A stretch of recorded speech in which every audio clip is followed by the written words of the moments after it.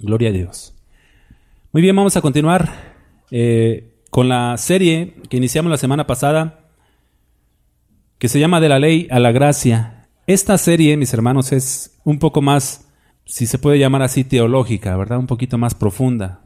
Vamos a investigar un poquito más las verdades del Evangelio y sobre todo vamos a ver el plan de salvación de nuestro Dios. ¿En qué consiste y cómo lo ha llevado a través de los siglos? Amén. Así que vamos con el mensaje número 2, y este mensaje se llama Los Pactos. Así nada más. Los Pactos, mensaje número 2. La semana pasada vimos la introducción, nada más una explicación breve de qué iba a tratar la serie, ¿verdad? Y vimos también un poquito lo de el consejo de Dios. Lo que Él dispuso, lo que Él determinó, eso se va a cumplir, sin lugar a dudas. Aunque a veces vemos que Dios dispuso cosas a nuestros ojos, pues duras y graves, ¿verdad? Por ejemplo, imagínense que murió tanta gente en las guerras de Israel, niños que mataban, mujeres que mataban.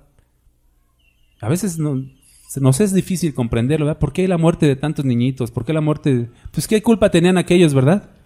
Pero Dios así lo dispuso. Nuestros pensamientos no son como los de Él son mucho más altos. Así que nos vamos a conformar con lo que nos dice Dios de Él mismo, y si no lo llegamos a comprender o a entender perfectamente, nuestro consuelo va a quedar en que es Dios y punto. Gloria a Dios. Si tienen alguna duda, no duden en levantar la mano y preguntar. Gloria a Dios. Muy bien. Esta serie, mis hermanos, está enfocada en el estudio del plan de salvación de Dios al hombre y la aplicación del Antiguo Testamento a la iglesia. ¿Qué nos aplica de todo el Antiguo Testamento a nosotros? Vamos a Hechos 22, donde vimos el consejo de Dios, nada más para tenerlo presente esta cita. Hechos 2:22. La semana pasada vimos que Dios en su consejo se dispuso a efectuar la salvación por medio del sacrificio de nuestro Señor Jesucristo. Aún antes de la fundación del mundo, todo lo que Él determinó se está cumpliendo conforme al consejo de Dios, y Hechos 2:22 nos dice y nos afirma esta postura. Dice así: varones israelitas, oíd estas palabras. Jesús Nazareno, varón aprobado por Dios entre vosotros con las maravillas, prodigios y señales que Dios hizo entre vosotros por medio de Él, como vosotros mismos sabéis. A este, entregado por el determinado consejo y anticipado conocimiento de Dios, prendisteis y matasteis por manos de inicuos, crucificándole. No pierdan ahí Hechos, vamos a pasar al 4, Hechos 4. Hechos 4, pónganle el dedo y vamos a Gálatas 4. Porque de esto trata esta serie, mis hermanos, de estos pasajes. Gálatas 4:4. Y luego vamos a regresar a Hechos 4:27. Gálatas 4:4 dice así: pero cuando vino el cumplimiento del tiempo, ¿qué vimos en el pasaje anterior? A este, entregado por el determinado consejo y anticipado conocimiento de Dios, ¿verdad?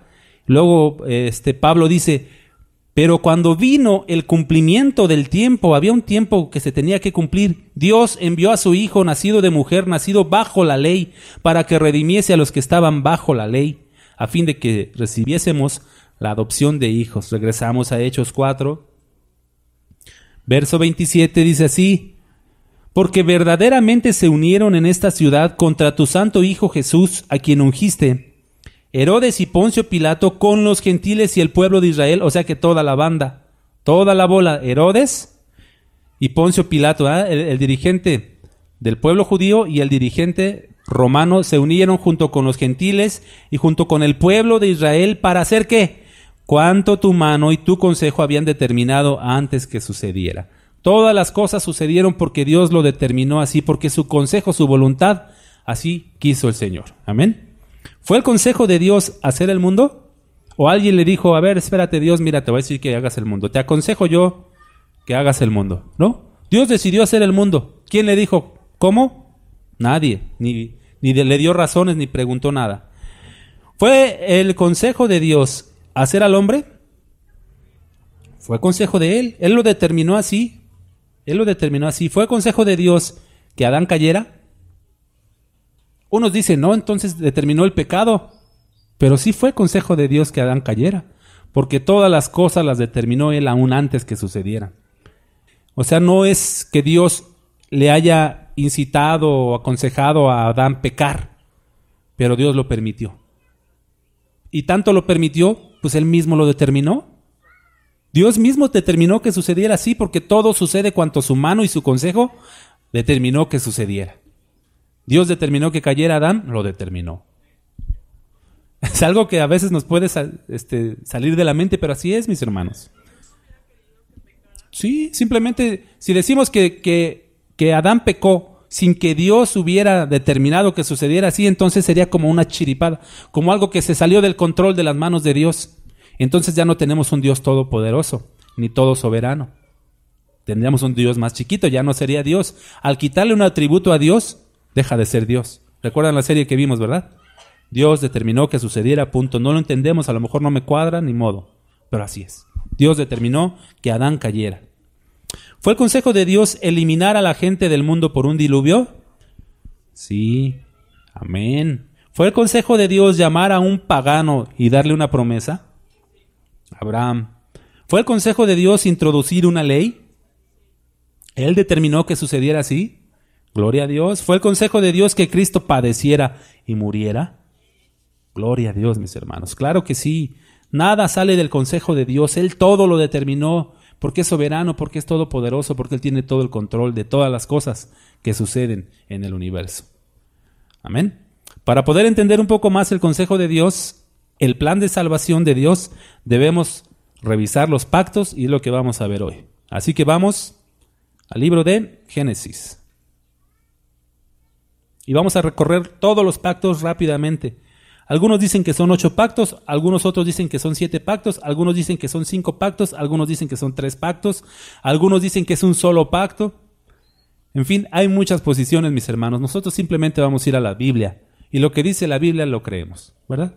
No vamos a ahondar mucho más allá, porque sería inferir muchas cosas que realmente no las dice.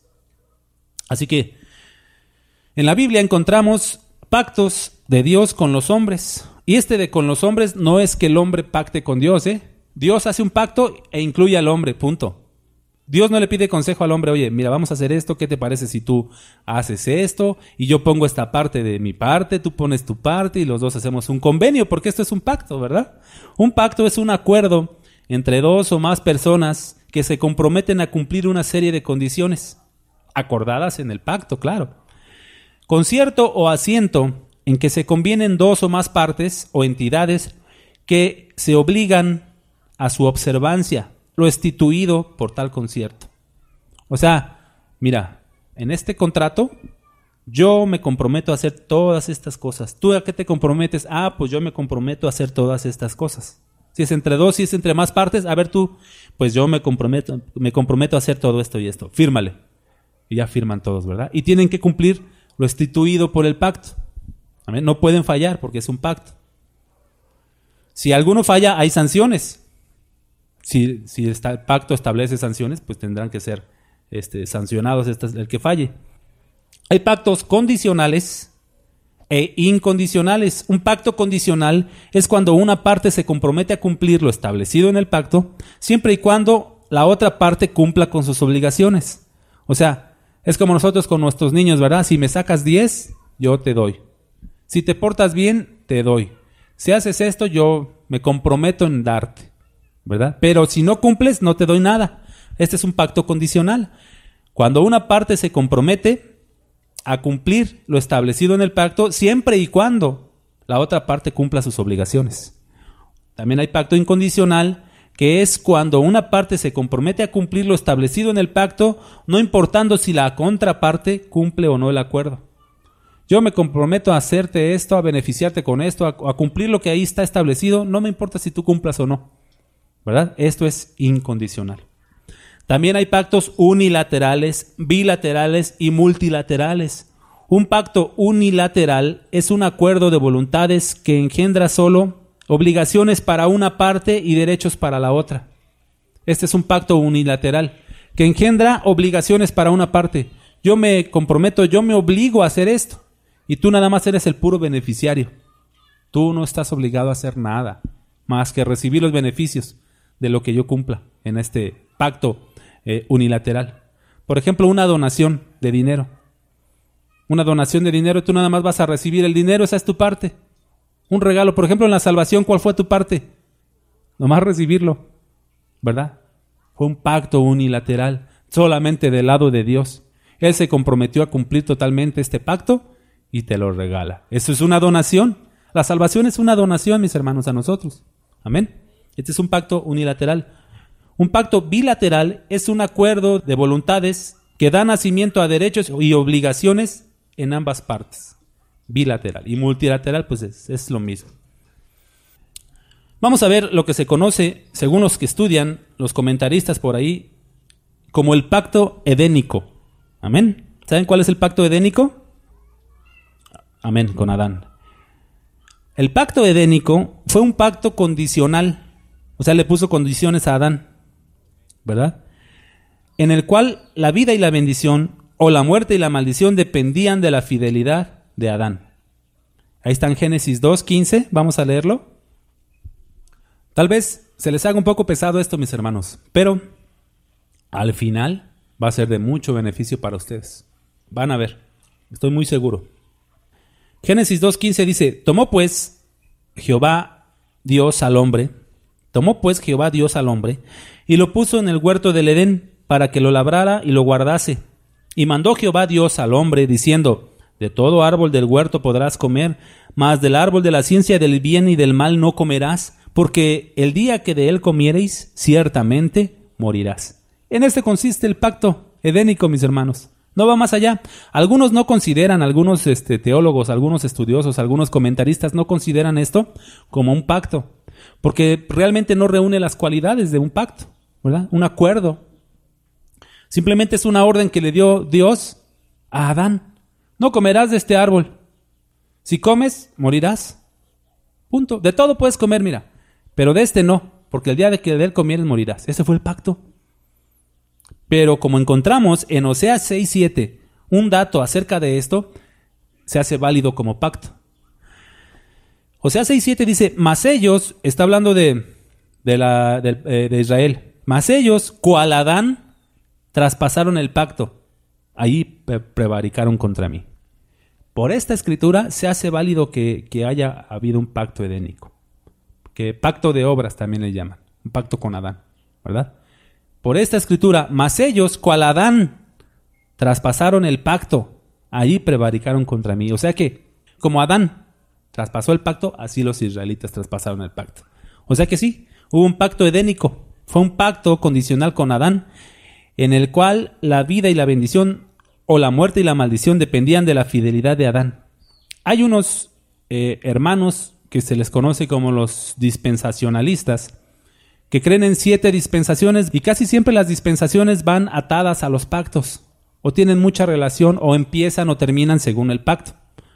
Una dispensación es un periodo durante el cual el hombre es puesto a prueba con referencia a cierta revelación específica de la voluntad de Dios. Esta es una cita de Ciro Scofield que copié. Una dispensación es un periodo durante el cual el hombre es puesto a prueba con referencia a cierta revelación específica de la voluntad de Dios. O sea, Adán, en esta dispensación, porque le llaman la dispensación de la inocencia. Yo no estoy muy de acuerdo en el dispensacionalismo, No vayan a creer que yo respeto mucho a algunos hermanos, porque hay muchos hermanos muy buenos, teólogos. Pero hay ciertas ramas del dispensacionalismo muy radicales y hay otras muy ligeras. Así que simplemente voy a decir lo que dice la Biblia y voy a hacer algún comentario sin el afán de agredirlos ni de atacarlos duramente con sus posturas, ¿verdad? Pero yo no estoy de acuerdo. Así de simple, yo no estoy de acuerdo. Dicen que este pacto edénico, que aquí inició la dispensación de la inocencia, porque Adán fue puesto en el huerto con inocencia. Y es verdad, y de ahí se agarran que es la dispensación de la inocencia. Entonces fue una temporada de prueba para el hombre, para Adán. Es como si Dios dijera, a ver, Adán, toma, mira, te voy a poner en la tierra y échale ganas y pórtate bien y cumple. ¿Qué hubiera sucedido si Adán cumplía? ¿No hubiera sucedido todo lo demás? no estaríamos, o a lo mejor estaríamos, pero pues todos bien, bonitos y sin problema. No hubiera venido Cristo a morir. No se hubiera venido la promesa con Abraham. No se hubiera introducido la ley. Bueno, una serie de cosas que no hubieran sucedido. Entonces los dispensacionalistas dicen que Adán falló. Y que como Adán falló, entonces Dios puso a los hombres en otra dispensación, en otra prueba, para ver si en esta prueba ahora sí el hombre podía cumplir. Otra oportunidad, por decirlo así, ¿verdad? Esta dispensación de la inocencia termina con la caída de Adán y empieza la dispensación de la conciencia. La dispensación de la conciencia empieza cuando dijo Dios: he aquí, el hombre es como uno de nosotros, sabiendo el bien y el mal. O sea que ya tenía conciencia de lo bueno y de lo malo. Y estos dispensacionalistas dicen que ahí empieza la dispensación de la conciencia. Terminó la dispensación de la inocencia, ahora Dios pone a prueba otra vez al hombre, pero ahora en la dispensación de la conciencia. Se tenían que portar bien y cumplir todos los mandatos de Dios porque ya tenían conciencia del bien y del mal. ¿Pero qué creen? Volvió a fallar el hombre. Entonces Dios se quedó pensando y dijo: ahora, ¿cómo le haré? ¿Cómo le haré? ¿Ahora qué les pongo? ¿Qué prueba les pongo? A ver si ahora sí pasan. Están haciendo un Dios chiquito. Le están quitando sus atributos y le están quitando el consejo de Dios. ¿Se dan cuenta? ¿Dios está a la expectativa de lo que haga el hombre? No puede ser. Esa es una doctrina muy, muy humana. Yo por eso no estoy de acuerdo. Les digo, hay hermanos que son muy dispensacionalistas light, así como que toman algunos aspectos, pero realmente no. Vamos a ver el pacto adámico, es el segundo pacto. El primero fue el edénico, el segundo es el adámico. Fue hecho con el hombre después de la caída. Este es un pacto incondicional en el que Dios declara al hombre lo que será su porción en la vida por causa de su pecado. Aquí no hay lugar para ninguna apelación, ni se implica responsabilidad alguna de parte del hombre. Como un todo, el pacto provee importantes rasgos, los cuales condicionan la vida humana desde este punto en adelante. Incluido en este pacto está el hecho de que la serpiente usada por Satanás es maldita. Se da la promesa del Redentor, la cual es luego cumplida en Cristo. ¿Saben eso, verdad? El texto es Génesis 3:15. ¿Están ahí? Y pondré enemistad entre ti y la mujer, entre tu simiente y la simiente suya. Esta te herirá en la cabeza y tú le herirás en el calcañar. Esto es parte de este pacto adámico. Se detalla el lugar de la mujer en cuanto al estar sujeta a una concepción múltiple, al dolor y a la pena en la maternidad, y en cuanto a la posición del hombre como cabeza sobre ella. O sea, todo esto en la caída sucedió y lo toman como si fuera un pacto. Yo ahí sí no estoy muy de acuerdo que esto sea un pacto, pero bueno, en fin. El hombre debería, en lo sucesivo, de ganar el pan con el sudor de su frente. La vida del hombre sería dolorosa y con la muerte por final. Por un periodo bastante extenso, el hombre continúa desde este punto en adelante viviendo bajo el pacto adámico. O sea que estamos viviendo bajo el pacto adámico también, porque aún trabajamos con el sudor de nuestra frente, porque aún las mujeres paren con dolor, ¿sí? Dan a luz con dolor, ¿verdad? Porque aún suceden todas estas cosas, entonces todavía estamos bajo ese pacto, ¿verdad que no? A mí no me suena. A mí no me suena, no me suena, no me suena. Claro que estamos bajo el pacto de la gracia, pero necesitamos analizar todo esto que se dice y poder discernir el plan de Dios, cómo se ha llevado a cabo a lo largo de la historia. Ver los textos y ver algunas cosas que otras gentes creen. Pero si tú escuchas cosas dispensacionalistas por ahí y no sabes estas cosas, que están errados, te las vas a creer. Por ejemplo, los dispensacionalistas creen en el rapto pretribulacionista, pretribulacional, antes de la tribulación, que la iglesia va a ser raptada antes de la tribulación. Esto creen los dispensacionalistas. Por ejemplo, ¿han visto la película de Dejado Atrás? O varias películas así que hablan del rapto. Muchas tienen influencia dispensacionalista. Mucha influencia dispensacionalista. Y cualquiera que lo ve dice, pues así es. Ya no lo pueden sostener con la Biblia, porque no es imposible sostener esa postura con la Biblia. No se puede. Puedes sacar de contexto y querer sostener esa postura, ¿verdad? De que la iglesia será raptada antes de la tribulación. Pero realmente la gente se deja llevar por una película. Yo creía así, mis hermanos. Yo pensaba y creía muchas cosas del dispensacionalismo. Exacto. O sea, tienes la pura influencia, pero no sabes ubicarlo en la Biblia. Para eso son estas cosas. Para cuando ustedes escuchen o lean, no apliquen estas cosas que ustedes escuchan, porque cuando ustedes están influenciados por las películas o por muchos hermanos, al leer la Biblia ustedes van a interpretar conforme a lo que han escuchado. Entonces vamos viendo bien los parámetros, cómo debemos interpretar para poder entender. Cuando yo les digo, yo empecé a ver esas películas, yo creía en el dispensacionalismo, yo sí creía que nos íbamos antes de la tribulación y esas cosas. Pero ¿saben cómo entendí que no? Estudiando. Leyendo la Biblia y estudiando. ¿Cómo se remedia la ignorancia? Estudiando. No hay más, mis hermanos, pero si nos quedamos con lo que dijo en la tele, estamos tronados. Ok, ya vimos el pacto adámico y lo que se supone que sucedió y que se comprometieron y estas cosas, ¿verdad? Pero realmente yo no lo tomo eso como si fuera un pacto.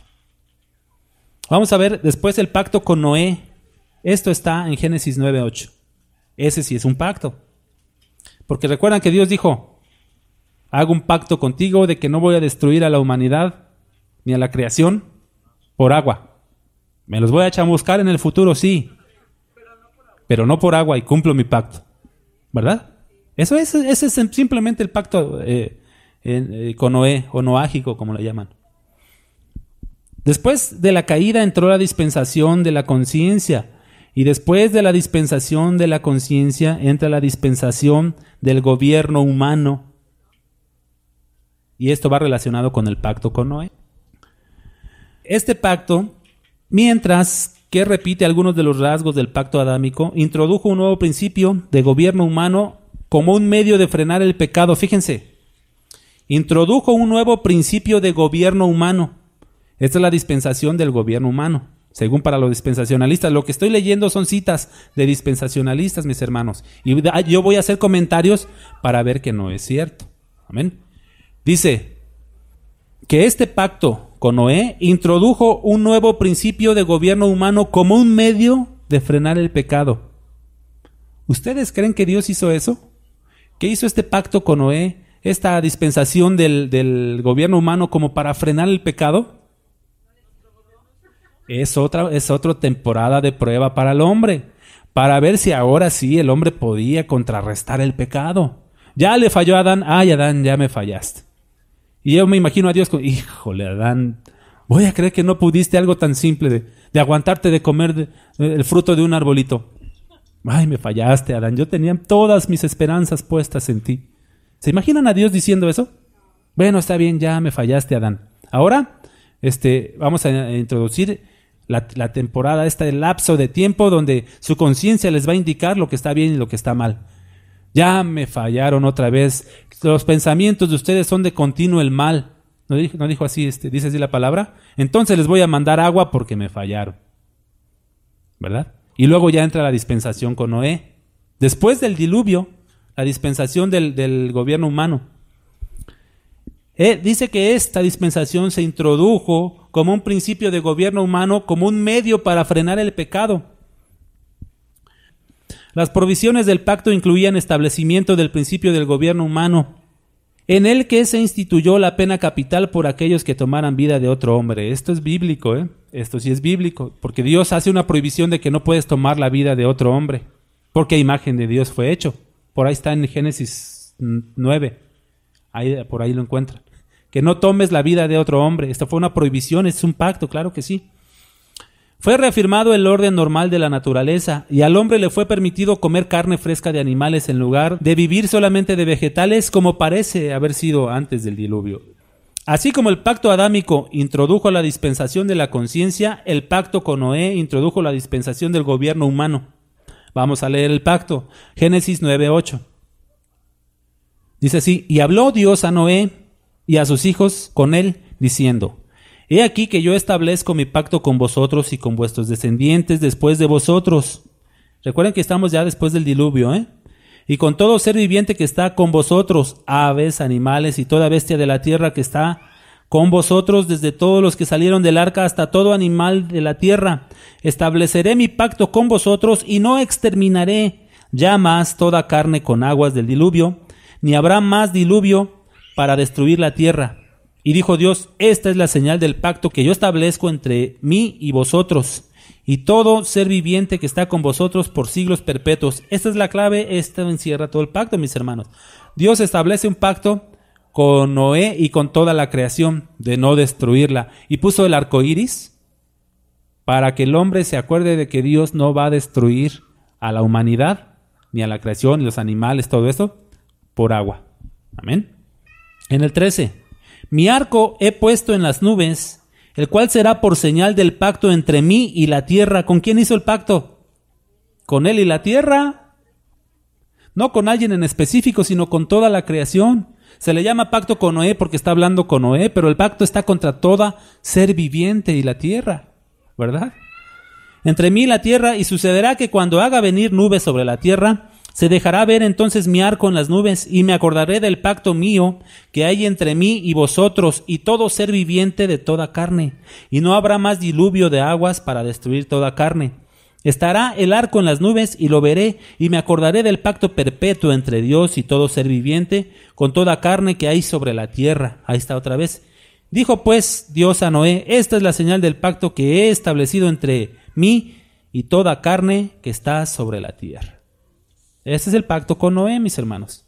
Ya vimos el edénico, ya vimos el pacto adámico, ya vimos el pacto con Noé. Ahora vamos a ver el pacto con Abraham.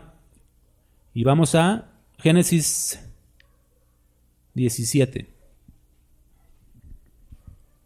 El pacto con Abraham es una de las grandes revelaciones de Dios concernientes a la historia futura. Recuerden que yo estoy citando a muchos pensamientos de algunos dispensacionalistas. El pacto con Abraham es una de las grandes revelaciones de Dios concernientes a la historia futura. En él fueron dadas profundas promesas a lo largo de 3 líneas.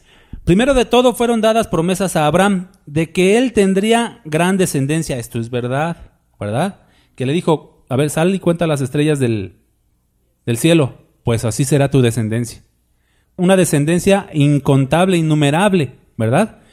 Esto dicen que fue una promesa exclusiva, algunos dicen que fue una promesa exclusiva para el pueblo de Israel. Pero cuando vamos a Apocalipsis, vemos ahí en el cielo una gran muchedumbre incontable como las estrellas del cielo. Entonces la promesa fue para la iglesia, ¿verdad? Aunque algunos también se adjudican que eso fue exclusivo para Israel. Y todo esto lo vamos a discernir en mensajes postreros. Amén. Tenemos que abarcar el pacto abrámico, el pacto de la ley y el nuevo pacto. Estos 3 pactos son fundamentales. El pacto con Abraham, el pacto de la ley, y con Abraham se le llama la promesa, eso lo vemos en Gálatas. La promesa con Abraham, el pacto de la ley y el nuevo pacto, los tenemos que ver uno por uno, porque ahí es donde encontramos verdades de mucho beneficio para la iglesia, y ahí es donde entendemos el Antiguo Testamento y el plan de Dios. Ahorita simplemente quiero hacer un recorrido rápido de todos los pactos y tocar algunos puntos, ¿verdad? Muy bien. Abraham es el padre de la fe. Cualquiera que cree en Cristo es hijo de Abraham. Punto. Sí, no, arenas y piedras. ¿Se acuerdan cuando Jesús dijo: Dios puede levantar a hijos a Abraham aún de las piedras? Juan el Bautista, ¿ah? Pero Dios le levantó hijos a Abraham de estos gachos. Peor que piedras, por lo menos las piedras no pecan. Por lo menos las piedras no pecan, nosotros sí. Y de estos levantó hijos a Abraham. Aleluya, por la promesa. Esto lo tenemos que abarcar profundamente, porque estas trae unas revelaciones gloriosas. Y entendemos el pacto, y entendemos la ley, y entendemos el Antiguo Testamento. Muy bien. Entonces, las promesas, o todo lo que sucedió aquí en el pacto con Abraham, es que él tendría gran descendencia. Correcto. Que tendría mucha bendición personal, riqueza terrenal. Correcto también. que su nombre sería grande y que bendeciría a muchos. También correcto. En Génesis 12:22 dice: y haré de ti una nación grande y te bendeciré y engrandeceré tu nombre y serás bendición. Bendeciré a los que te bendijeren y a los que te maldijeren maldeciré, y serán benditas en ti todas las familias de la tierra. Hay hermanos también que le adjudican esto nada más a Israel. Que aguas con que hables de Israel porque te maldice Dios. Pero dice que esta promesa o este pacto fue con Abraham. Y si nosotros somos hijos de Abraham por fe, cualquiera que nos maldiga será maldito. Y cualquiera que nos bendiga será bendito. ¿Verdad? Porque fue una promesa a Abraham, el padre de la fe, nuestro padre. Ok. Algunos se lo adjudican solo a Israel, no es cierto. Muy bien. También incluye esto que a través de Abraham fue hecha la promesa de que emergiría una gran nación. Esto sí se lo podemos atribuir a Israel, pero también a los hijos espirituales. En el propósito de Dios, esto tiene referencia primeramente a Israel. Este es comentario de esta persona, ¿ven? Y a los descendientes de Jacob, quienes formaron las 12 tribus de Israel, a esta nación le fue dada la promesa de la tierra.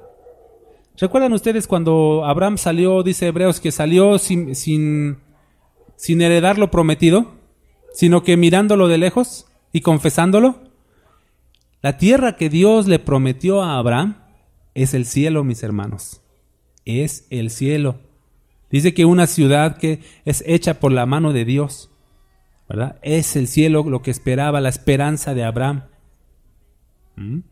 Y por ejemplo, hay muchos que creen que es la tierra física.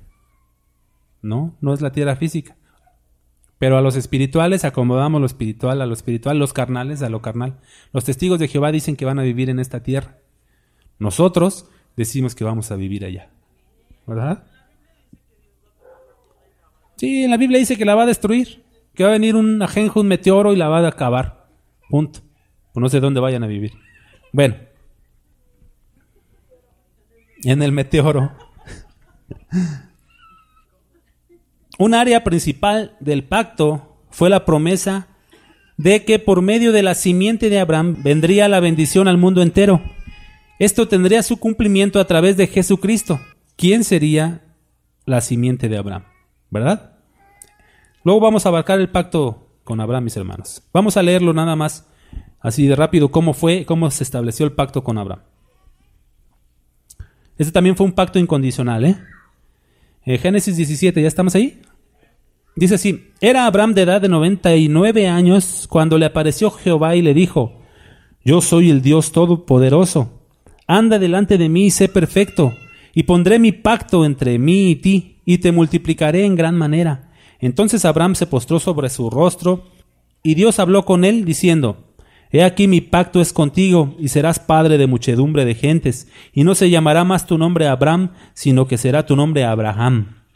Porque te he puesto por padre de muchedumbre de gentes, y te multiplicaré en gran manera, y haré naciones de ti, y reyes saldrán de ti, y estableceré mi pacto entre mí y ti, y tu descendencia después de ti en sus generaciones, por pacto perpetuo, para ser tu Dios y el de tu descendencia después de ti, y te daré a ti y a tu descendencia después de ti la tierra que moras, toda la tierra de Canaán en heredad perpetua, y seré el Dios de ellos. Y dijo de nuevo Dios a Abraham: en cuanto a ti, guardarás mi pacto, tú y tu descendencia después de ti por sus generaciones. Este es mi pacto que guardaréis entre mí y vosotros y tu descendencia después de ti. Será circuncidado todo varón de entre vosotros. Circuncidaréis pues la carne de vuestro prepucio, y será por señal de pacto entre mí y vosotros. Esto de la circuncisión, mis hermanos, vemos en el Nuevo Testamento que la circuncisión para nosotros, ¿cuál es? La del corazón, correcto. Pero ¿saben qué? Hay algunos hermanos que dicen que el bautismo representa la circuncisión. Como cuando Dios le hizo el pacto con Abraham, mandó a que se circuncidaran todos por señal del pacto. La señal del pacto con Noé, ¿cuál fue? El arco iris. La señal del pacto con Abraham, ¿cuál fue? La circuncisión. Y ahora dicen que la señal del pacto, del nuevo pacto para la iglesia, es el bautismo. Y que muchos por eso bautizan niños. Muchos bautizan niños como metiéndolos al pacto, aunque no sean creyentes, y que pueden bautizar a cualquiera metiéndolos al pacto y que ya después creerán. Es un error, eso es un error, ¿verdad? Muchos bautizan niños, sí lo saben, ¿verdad? Y ya los incluyen, es que es mi hijo, yo lo incluyo en el pacto. ¿Sí? Es algo increíble, pero así es, mis hermanos. Pero realmente, si tomamos figura de allá, la sombra de lo que era esa circuncisión, ahora es la del corazón. Porque no es judío el que es circunciso en la carne, sino circuncidado en el corazón. Este es judío. Amén. Gloria a Dios. Bueno, este es el pacto con Abraham. Y esta dispensación, según los dispensacionalistas, se llama la dispensación de la promesa. Y luego dice, la dispensación de la promesa tuvo un carácter exclusivamente israelita. ¿Lo creen? ¿Que esa promesa tuvo un carácter exclusivamente israelita? No, mis hermanos, esa promesa fue para nosotros, para la iglesia. Luego dice, principiando con Abraham, luego llamando a Abraham, finalizado con la dispensación con Israel en el Sinaí. O sea que la dispensación de la promesa terminó cuando inició la dispensación de la ley. O sea, retomando, cuando Dios puso a Adán en el Edén, le falló. Y dijo Dios, híjole, ¿ahora qué hago? Pues como ya tienen la conciencia, les doy este lapso de tiempo, ya manejados y guiados por su conciencia, a ver si cumplen y no pecan. Como el hombre no cumplió y pecó, y todos sus pensamientos eran de continuo el mal, les mandó el diluvio y acabó con esa dispensación. Después del diluvio hizo un pacto con Noé y vino la dispensación del gobierno humano. Como no se pudieron gobernar ni acabaron con el pecado, Dios le dio una promesa a Abraham. Ahí terminó la dispensación del gobierno humano y empezó la dispensación de la promesa. Pero como tampoco con la promesa pudieron ser buenas gentes, Dios manda la ley para ver si ahora sí con la ley se pueden salvar y hacen buenas cosas y se portan bien estos muchachos. Entonces Dios ha estado a lo largo de la historia viendo de qué manera, viendo de qué manera, cómo se arregla, si le añade, si le pone, si le quita, cómo mejora la situación con el hombre. Según muchos, yo no quiero incluir a todos, repito, porque muchos me pueden escuchar y se pueden ofender. Yo conozco buenos hermanos que creen en el dispensacionalismo moderado de alguna manera, ¿verdad? Pero muchos dispensacionalistas radicales creen así, que Dios ha inventado, por decirlo así. Ahora vamos a hacerle de esta manera, le hacemos de esta otra manera, y a ver si ahora sí el hombre, y Dios está así a la expectativa, a ver si el hombre, ahora sí, ahí vas, ya casi lo lograbas, me fallaste otra vez. ¿Ahora qué haré? Y yo creo que le pregunta al hijo, ¿qué hacemos, hijo? Mira, no pueden, ¿qué hacemos? Bajan a Dios, lo quitan de su trono, lo hacen un Dios con D minúsculo. No, Dios, como leímos al principio, tiene un consejo eterno. Él determinó todo desde el principio y hasta la consumación, mis hermanos. Todo, y nada sale de lo que Él determinó de su consejo. Así que después de que la gente no cumplió, no se portó bien, no fue buena gente después de la dispensación de la promesa con Abraham, introdujo el pacto con Moisés. Y los dispensacionalistas le llaman la dispensación de la ley. El pacto con Moisés fue en Éxodo 24. El pacto con Moisés fue dado a través de Moisés para los hijos de Israel mientras que estaban viajando de Egipto a la tierra prometida. Fue un pacto condicional. Todo esto es verdad. Luego dicen, la quinta dispensación, la dispensación de la ley, empieza con la temeraria respuesta de todo el pueblo de Israel de hacer todo lo que Jehová ha dicho, hasta la cruz de Cristo. O sea, empieza cuando dijo Israel, tú manda, todo lo que Dios mande, eso haremos. De ahí empieza esta dispensación de la ley hasta la cruz de Cristo. Esta dispensación se extiende desde el Sinaí al Calvario, desde el Éxodo hasta la cruz. Éxodo 24, versículo 3. ¿Ya estamos? Dice así.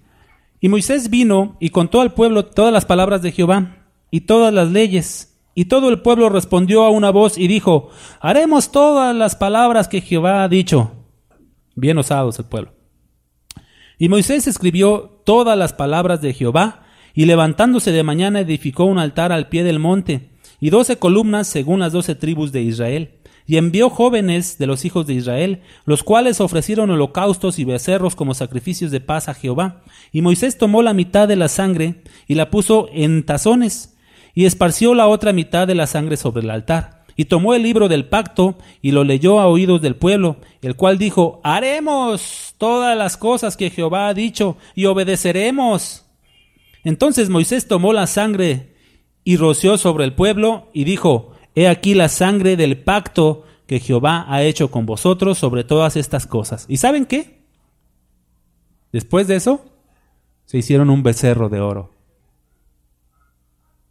Vean, bueno, vamos a abundar porque tenemos que ahondar en este pacto en los siguientes capítulos, mis hermanos. Ahorita les digo, es un resumen así rápido. Pero después de que declararon esto, se hicieron su becerro de oro. ¿Cómo los ves? Es increíble. Éxodo 34:1.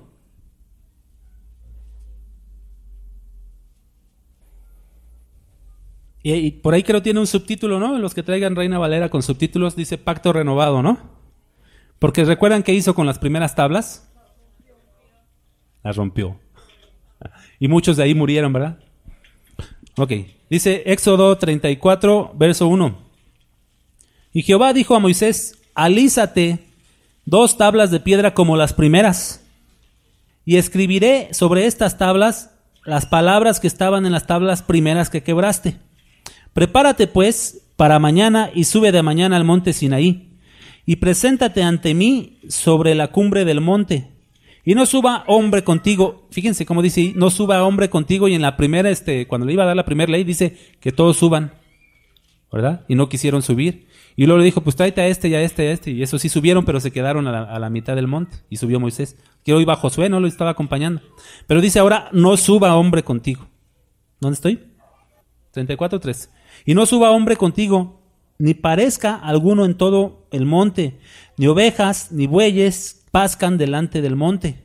Y Moisés alisó 2 tablas de piedra como las primeras, y se levantó de mañana y subió al monte Sinaí, como le mandó Jehová, y llevó en su mano las 2 tablas de piedra. Y Jehová descendió en la nube y estuvo ahí con él, proclamando el nombre de Jehová. Y pasando Jehová por delante de él, proclamó: Jehová, Jehová fuerte, misericordioso y piadoso, tardo para la ira y grande en misericordia y verdad, que guarda la misericordia a millares, que perdona la iniquidad, la rebelión y el pecado, y que de ningún modo tendrá por inocente al malvado, que visita la iniquidad de los padres sobre los hijos y sobre los hijos de los hijos hasta la 3ª y 4ª generación. Entonces Moisés, apresurándose, bajó la cabeza hacia el suelo y adoró. Y dijo: si ahora he hallado gracia en tus ojos, vaya ahora el Señor en medio de nosotros, porque es un pueblo de dura cerviz, y perdona nuestra iniquidad y nuestro pecado, y tómanos por tu heredad. Y él contestó: he aquí, yo hago pacto delante de todo tu pueblo. Haré maravillas que no han sido hechas en toda la tierra, ni en nación alguna, y veré todo el pueblo en medio del cual estás tú, la obra de Jehová, porque será cosa tremenda la que yo haré contigo. Es el pacto renovado, mis hermanos. Simplemente, este es el pacto de Moisés, este es el pacto de la ley. Amén. Después vino el pacto palestino. Este pacto palestino no lo vamos a abarcar porque a mí me parece que como que ya está muy forzado ahí. Pero el pacto palestino se trata de que Dios le prometió la tierra. Ya cuando iban a entrar les dijo: ustedes van a heredar esta tierra, y aunque estén dispersos por el mundo, yo de todos modos les voy a guardar su tierra. Pues de cualquier manera es una promesa para el pueblo de Israel, y Dios la ha cumplido, ¿verdad? Dios ha reservado su tierra para el pueblo de Israel. Así que, y le llaman el pacto palestino. Hasta el nombre de palestino yo creo que les cae gordo a los israelitas, ¿verdad? ¿Cómo que pacto palestino? No te pases. Entonces yo no le doy mucho crédito a verdaderamente no. Después vino el pacto davídico, Salmo 89:20, con David. El pacto con David. Seguimos en la dispensación de la ley, porque la dispensación de la ley para los dispensacionalistas abarca desde el Sinaí hasta la cruz, recuerden, Y este pacto de David fue en medio de eso. Salmo 89, 20. Este pacto está hermoso.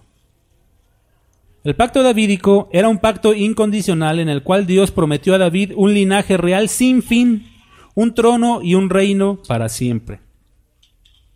Y esto simplemente hace referencia a nuestro Señor también. Dice así, 89:20. Hallé a David mi siervo, lo ungí con mi santa unción. Mi mano estará siempre con él, mi brazo también lo fortalecerá. No lo sorprenderá el enemigo, ni hijo de iniquidad lo quebrantará, sino que quebrantaré delante de él a sus enemigos y heriré a los que le aborrecen. Mi verdad y mi misericordia estarán con él, y en mi nombre será exaltado su poder. Asimismo pondré su mano sobre el mar y sobre los ríos su diestra. Él me clamará, mi Padre eres tú, mi Dios, la roca de mi salvación, y también le pondré por primogénito, el más excelso de los reyes de la tierra. Para siempre le conservaré mi misericordia, y mi pacto será firme con él. Ahí está, habla de un pacto, es claro, ¿verdad? Pondré su descendencia para siempre, y su trono como los días de los cielos.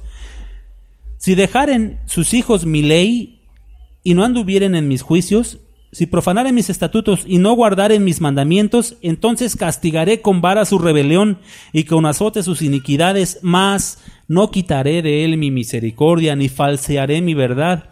No olvidaré mi pacto, ni mudaré lo que ha salido de mis labios. Una vez he jurado por mi santidad, y no mentiré a David. Su descendencia será para siempre, y su trono como el sol delante de mí. Como la luna será firme para siempre, y como un testigo fiel en el cielo. Es una promesa, un pacto hermoso, mis hermanos. Este es el pacto davídico, así de simple, el pacto con David. Después, cuando vino la cruz, llegó el nuevo pacto. Y esto lo vemos en Jeremías 31:31. Y hasta ahí se terminan los pactos. Ya si alguien le quiere añadir o buscar, bueno, pues es asunto del ¿verdad? Realmente los pactos que nos interesan y que vamos a ahondar en esta serie, mis hermanos, es el pacto de la promesa, el pacto de la ley y el nuevo pacto. Esos tres. Dice así Jeremías 31:31, ¿ya estamos?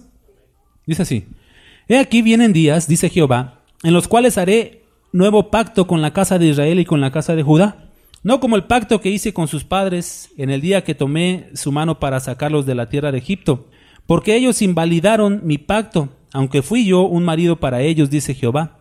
Pero este es el pacto que haré con la casa de Israel después de aquellos días, dice Jehová.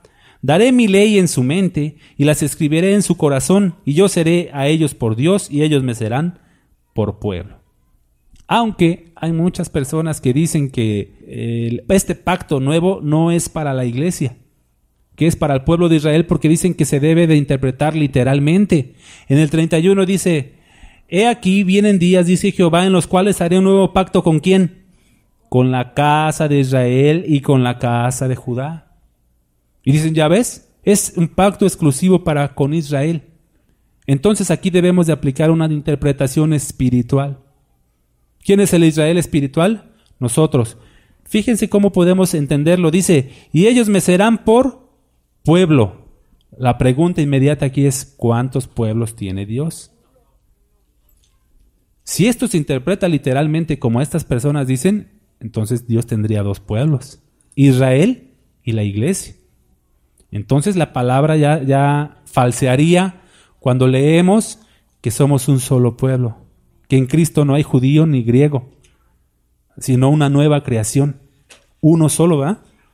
Si esta palabra se interpreta literalmente, entonces habría pueblo de Dios, Israel, y pueblo de Dios, la iglesia. Y no es así, porque también el Señor Jesucristo dijo, y tengo otro rebaño, dice, y de los dos rebaños, el de Israel y el de los gentiles, haré un solo rebaño.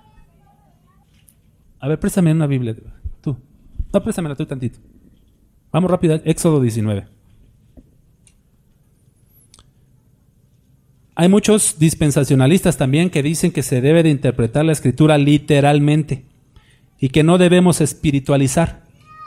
Hay pasajes donde sí se puede y se debe espiritualizar porque si no, no cabrían. Y hay pasajes que no los podemos tomar literalmente, mis hermanos. Si este pasaje, les digo, lo entendiéramos literal, entonces forzosamente tendría que haber dos pueblos de Dios. Y eso contradice las Escrituras. Éxodo 19. Fíjense cómo dice Éxodo 19, versículo 6. Y vosotros me seréis un reino de sacerdotes y gente santa. Estas son las palabras que dirás a los hijos de Israel. ¿A quién le está diciendo que serán un pueblo de un reino de sacerdotes y gente santa? A los de Israel. Si interpretamos literalmente, mis hermanos, es exclusivo para ellos. Entonces, si no espiritualizamos y decimos que eso es promesa para la iglesia, pues entonces serían dos pueblos, dos reinos, dos gentes santas, porque esto lo dice también acerca de la iglesia en Primera de Pedro 2:9. Miren. ¿Mande? Todo se aclara con el nuevo pacto, todo se aclara con la misma escritura. Esto se le llama analogía de la fe. La analogía de la fe es cuando interpretas la Biblia con la misma Biblia. Te haces una pregunta, entonces le preguntas a la Biblia. Oye, Biblia, no entiendo esto, ¿me lo explicas? Entonces vas a la Biblia y la misma Biblia te dice. ¿Ya están? Dice así. Mas vosotros sois linaje escogido, real sacerdocio, nación santa, pueblo adquirido por Dios para que anunciéis las virtudes de aquel que os llamó de las tinieblas a su luz admirable. ¿A quién se refiere? ¿A la iglesia o a los israelitas? Recuerden que Pedro va dirigido a los expatriados de la dispersión en el Ponto, Galacia, Capadocia. Entonces dicen, es que también va a los expatriados, a los judíos dispersos por ahí. También es promesa para los judíos. Sigamos leyendo en el 10. Vosotros que en otro tiempo no erais, ¿qué? Pueblo, pero que ahora sois pueblo de Dios, que en otro tiempo no habíais alcanzado misericordia, pero que ahora habéis alcanzado misericordia. Entonces, sí es para nosotros. ¿Lo ven? Cuando dice el pacto nuevo que estableceré sobre la casa de Israel y sobre la casa de Judá, lo espiritualizamos y lo trasladamos a nosotros, porque dice que le seremos por pueblo. Y si somos pueblo de Dios, no puede haber otro pueblo de Dios. O sea, el pueblo de Dios no está dividido entre Israel y los gentiles. Es un solo pueblo, porque no hay judío ni griego, sino una sola creación en Cristo Jesús. Amén. Ahí entendemos. Pero esto lo vamos a ahondar, mis hermanos, para que ustedes tengan textos, fundamento, para que cualquiera que les diga, porque hay mucha doctrina así regada en la iglesia, mucha. Cualquiera que los quiera confundir y decir, no, es que Israel es un pueblo de Dios aparte de la iglesia. Y estos mismos dispensacionalistas dicen que cuando pase la dispensación de la gracia, porque estamos en la dispensación de la gracia que inició desde la cruz hasta el milenio o hasta el arrebatamiento. Hasta ahí se acaba la dispensación de la gracia, que después del arrebatamiento va a venir otra dispensación donde el pueblo de Israel será totalmente redimido. O sea, exclusivizan al pueblo de Israel. Como que dicen, se cuece aparte. Hay mucha gente que defiende mucho al pueblo de Israel. Yo no quiero infundir a ustedes antisemitismo. Por favor, que Dios me libre de eso, ¿no? Yo amo a los israelitas, tanto como amo a los rusos, tanto como amo a los argentinos, tanto como amo a cualquier pueblo de Dios, porque son mis prójimos. Pero es clara la palabra cuando dice, y nadie, sea judío, sea gentil, viene al Padre, sino por mí. Dice, 2 de Corintios 5:17, de manera que, si alguno está en Cristo, ya tienes, nueva criatura es. Aunque haya sido judío, si está en Cristo es nueva criatura. Aunque haya sido musulmán, si está en Cristo es nueva criatura y un pueblo de Dios. No hay dos pueblos de Dios. Estos dispensacionalistas tienen algunas creencias muy forzadas, mis hermanos. Dicen que Cristo va a venir 2 veces. Que va a venir una vez secretamente y se va a llevar a la iglesia. O sea, no dice que todo ojo lo verá, y la Escritura dice que todo ojo lo verá, ¿verdad? Ellos dicen que no, que va a venir secretamente y se va a llevar a la iglesia. Y que terminando el lapso de los 7 años de tribulación, regresa a Cristo y juzga a todas las naciones de la tierra. O sea, se da dos vueltas. Primero viene por los suyos y después viene a juzgar. O sea, dos segundas venidas. Ya serían tres. La primera cuando vino hace 2000 años, luego la segunda en el arrebatamiento y la tercera venida para cuando viene a juzgar. No. Entonces, sí, la Biblia dice que es un día nada más. Así es. Cuando viene el Señor, cuando da su juicio y cuando nos lleva. A la final, trompeta, no dice antes de que suenen las trompetas. Dice a la final trompeta, nos tomará. Así que todo eso lo vamos a ver, mis hermanos, para que ustedes tengan un espectro amplio de todo el plan de salvación de Dios y que nadie les salga con cuentitos. Miren, no sé si han visto a muchos predicadores que sacan sus dibujos. Sacan unos dibujos y te dicen, de aquí a aquí fue un lapso de tiempo, de aquí a acá es otro, de acá es otro, luego hacen otros, una cruz por acá, luego ponen el cielo, luego ponen el infierno, y todo un gráfico así grandote. ¿No los han visto? Ellos, por lo regular, cuando veas así gente explicándote con dibujos así de ese tipo, son dispensacionalistas. Ten tus reservas con ellos. No los ofendas, no los humilles, no los desprecies, muchos de ellos son sanos hermanos que verdaderamente aman al Señor, pero desafortunadamente están errados en muchas cosas. La mayoría de la iglesia cree que el arrebatamiento será antes de la gran tribulación, pero va a ser después. Vamos a este último texto y nos vamos ya.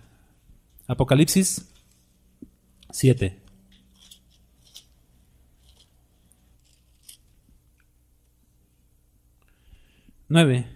Apocalipsis 7:9. Vamos a leer esta porción nada más para que se den cuenta, mis hermanos. La misma Biblia nos explica las cosas. Es la analogía de la fe.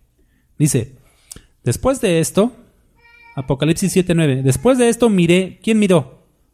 Juan, ¿verdad? Porque la revelación fue de Jesucristo para Juan. Juan estaba ahí bien atento viendo todas esas cosas. Y dice Juan, después de esto miré, he aquí una gran multitud, la cual nadie puede contar, de todas las naciones, tribus, pueblos, lenguas, que estaban delante del trono y en la presencia del Cordero, vestidos de ropas blancas, con palmas en las manos. ¿Cuántos eran? Una gran multitud que nadie podía contar, ¿verdad? ¿Enfrente de dónde? Del trono, de todas las naciones, de todas las tribus, lenguas, que estaban en presencia del Cordero, vestidos ¿de qué? De ropas blancas, tengan en cuenta eso, ¿verdad? Y clamaban a gran voz diciendo, la salvación pertenece a nuestro Dios, que está sentado en el trono, y al Cordero. Y todos los ángeles estaban en pie alrededor del trono y de los ancianos y de los 4 seres vivientes, y se postraron sobre sus rostros delante del trono y adoraron a Dios. ¿Cuál es la escena? En el cielo, ¿verdad? Delante del trono, ok. Diciendo, amén, la bendición, la gloria y la sabiduría y la acción de gracias y la honra y el poder y la fortaleza sea a nuestro Dios por los siglos de los siglos, amén. Entonces uno de los ancianos habló diciéndome, se acercó un anciano y le preguntó a Juan, estos que están vestidos de ropas blancas, ¿quiénes son? ¿De dónde han venido? Le preguntó el anciano a Juan, ¿verdad? ¿Por quién le estaba preguntando? Por la gran muchedumbre vestida de ropas blancas de todo pueblo, tribu y nación y toda lengua. Por eso le estaba preguntando en el 14. Y yo le dije, Señor, pues tú lo sabes.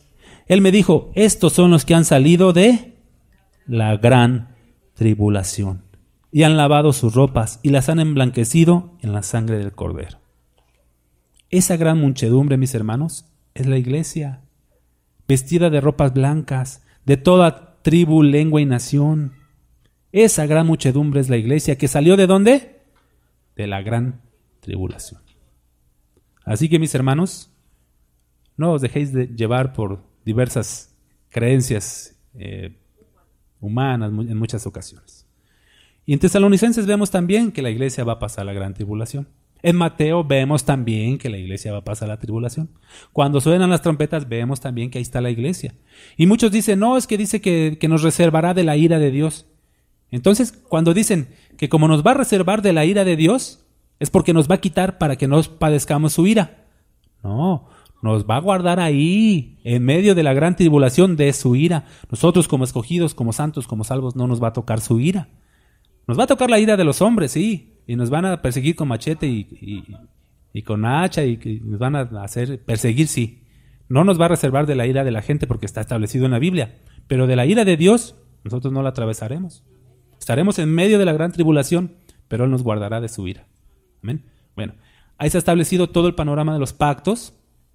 La semana que viene yo creo hablo de la promesa, después hablo de la ley y después hablo del nuevo pacto. Y tengo pensado un mensaje de los Gálatas. Oh, Gálatas insensatos, pero lo voy a poner, oh, cristianos insensatos. Y vamos a ver todo lo que practican los cristianos, de allá de los judíos, todo lo que se traen de acá y lo andan practicando hoy en día. Oh, cristianos insensatos. Así que vamos a ver todos estos mensajes, mis hermanos, y vamos a entender todo el plan de Dios, todo el consejo de Dios, que se dispuso desde el principio.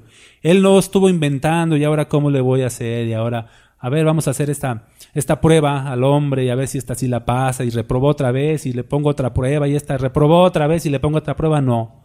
Él, todo lo que aconteció y todas las caídas y las fallas del hombre, Dios las determinó en su consejo eterno. Amén. Vamos a despedirnos, mis hermanos. Padre, te damos gracias, Señor, porque nos permites estudiar tu palabra, Señor, que es hermosa, amplia. A veces son cosas que nos dejan sin un entendimiento claro y pleno, que como nos gustaría, mi Dios. Pero sabemos que con paciencia, Señor, y con fe, tú nos puedes revelar muchas cosas hermosas, Padre. Y te podemos conocer cada día más y glorificar tu nombre por sobre todas las cosas, Señor, a causa de conocerte más. Así que, Padre, muchas gracias por estos tiempos de enseñanza. Bendice a mis hermanos, ilumina su entendimiento, háblales al Espíritu, Señor, hazlos crecer y madurar, fortalecerlos en la fe. Te pedimos, Padre, por todos los que no han venido los miércoles, que tú les pongas el querer y el hacer. Muévelos, Padre, porque es importante para todos ellos que también se nutran, aprendan y se fortalezcan también. Así que, Padre, muchas gracias. Tú haces todo, mi Señor. Gracias, Padre, en el nombre de Jesús. Amén.